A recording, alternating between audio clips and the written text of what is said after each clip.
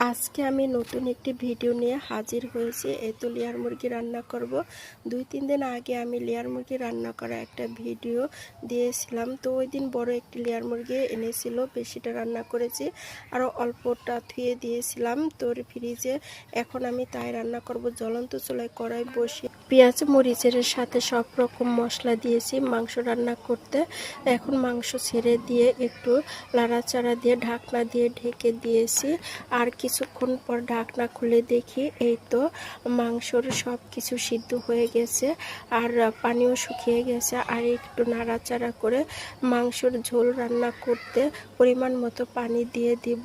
এই তো আজকে আমি দাদির মতো করেই রান্না করেছি। দাদি এই সহজভাবে রান্না করতো, তো তেল বেশি দিত না। আমরা তো তেলের উপর ভাসিয়ে সব কিছু খাই। দেখতাম দাদি শিশির মুটকায় করে কয়েক মুটকা দিত, অথবা শিশির মুখে নখ দিয়ে তেল দিত কড়াইতে। যাই হোক, আমি তো মাংসের জন্য পানি দিয়েছি। এখন ঢাকনা দিয়ে ঢেকে দিব।